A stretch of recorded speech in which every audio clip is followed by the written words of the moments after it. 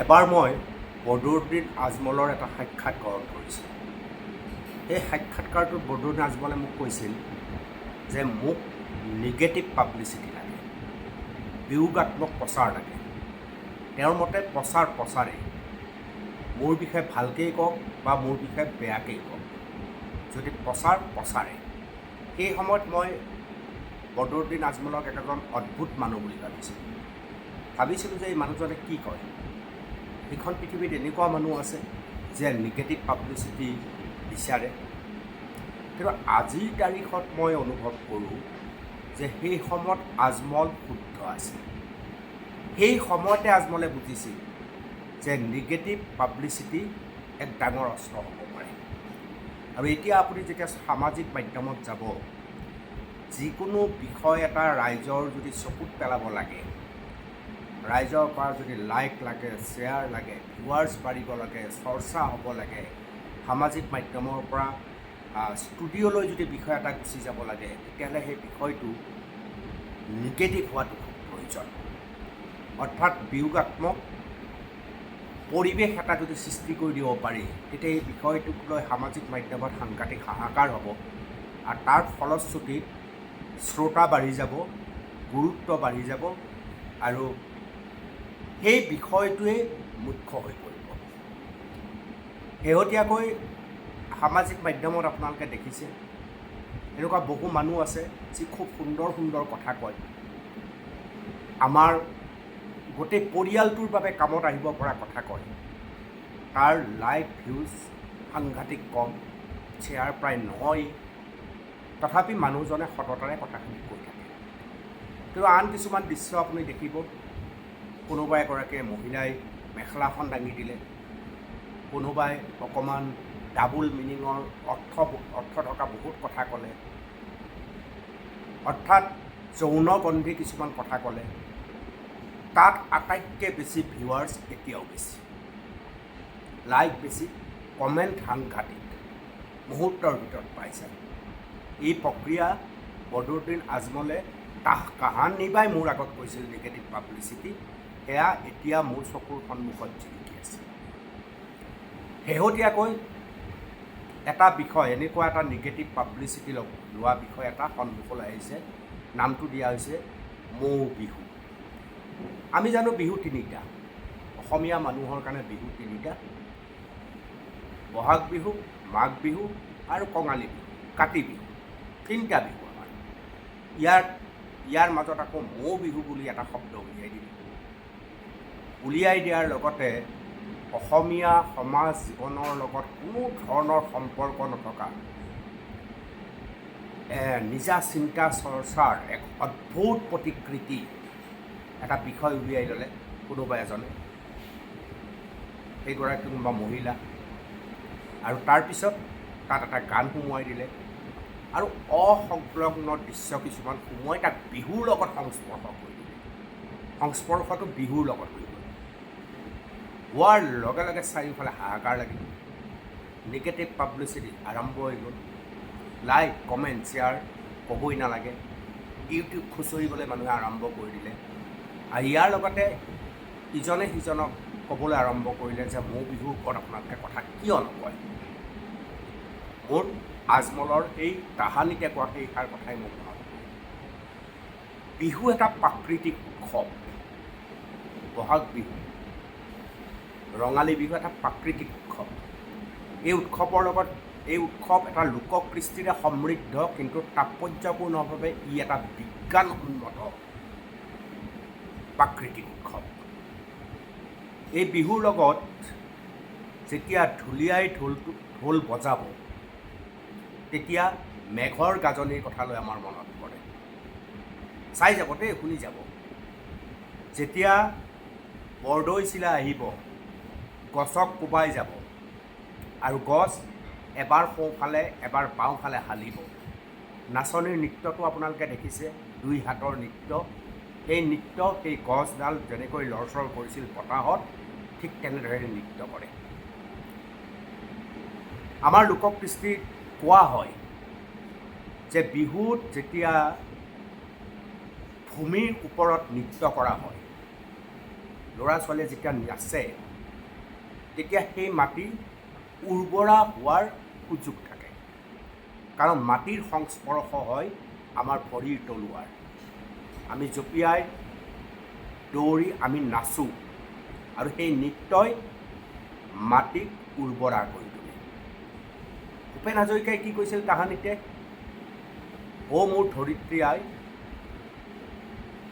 মাটি বিনে আমি অসহায়। কিমান সুন্দৰ কথা।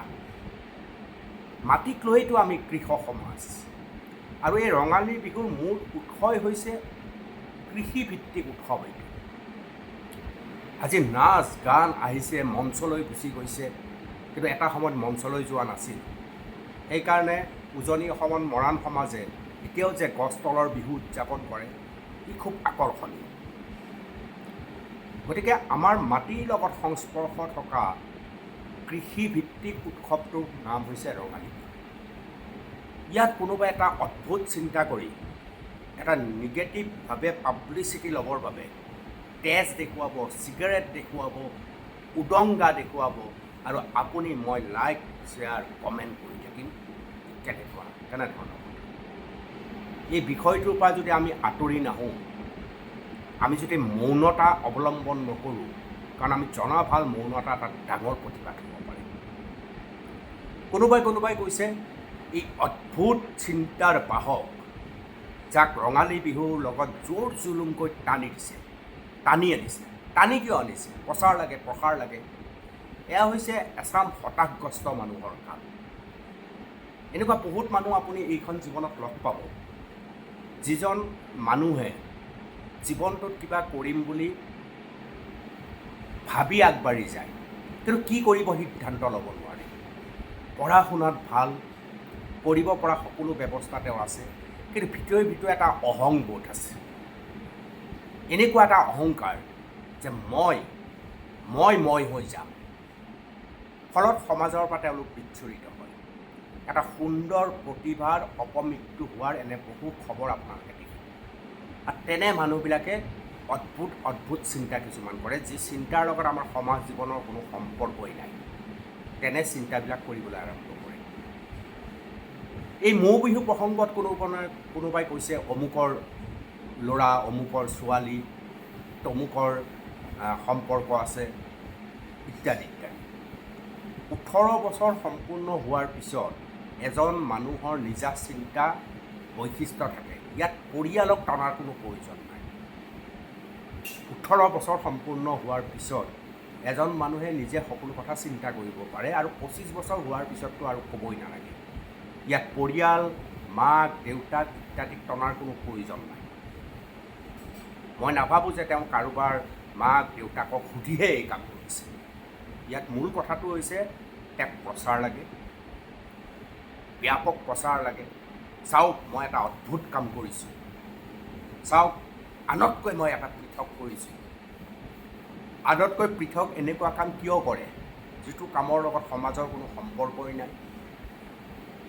কিয় আমি সকলোৱে ভাবোঁ যে বিহু এটা যৌনগন্ধি উৎসৱ? যৌনগন্ধি উৎসৱ নহয়, এইটো এটা প্ৰাকৃতিক উৎসৱ।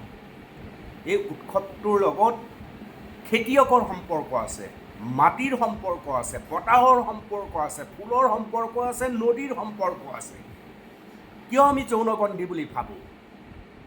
প্ৰেম যৌনগন্ধি নহয়। এই বিহুৰ সময়ত যে যুৱক যুৱতীৰ মাজৰ এটা সম্পৰ্ক হয় নাচি বাগি, তাৰ মাজত সেই প্ৰেমত যৌনতা নাই। সেই প্ৰেমত সৰলতা আছে, সেই প্ৰেমত আত্মনিৰ্ভৰশীলতা আছে, সেই প্ৰেমত দায়বদ্ধতা আছে, সেই প্ৰেমত বিশ্বাসযোগ্যতা আছে, সেই প্ৰেমত সমাজৰ প্ৰতি, ৰীতি নীতি পৰম্পৰাৰ প্ৰতি আস্থা আছে। যৌনতা এক পৃথক বস্তু, কিন্তু আমাৰ চিন্তা চেতনাই যেতিয়া প্ৰকাশৰ কোনো বাট আমি বিচাৰি উলিয়াব নোৱাৰোঁ, তেতিয়াই সাধাৰণতে আমি অশ্লীলতাৰ আশ্ৰয় লওঁ। আপোনালোকে কয় নহয়, আমি সকলোৱে কওঁ, এজন মানুহক যেতিয়া আমি ৰুদ্ধ কৰিব নোৱাৰোঁ কোনো ফালৰ পৰা, তেতিয়া শেষ অস্ত্ৰপাত ব্যৱহাৰ কৰা হয়, তেওঁ চৰিত্ৰত ধৰা হয়। মানুহে ভাবে যে চৰিত্ৰক আঘাত কৰাৰ পিছত সেই মানুহজন নিজে নিজে নিস্তেজ হৈ আহিবলৈ আৰম্ভ কৰে। এই প্ৰচাৰটো ঠিক তেনেকুৱা ধৰণৰ এটা চৰিত্ৰ।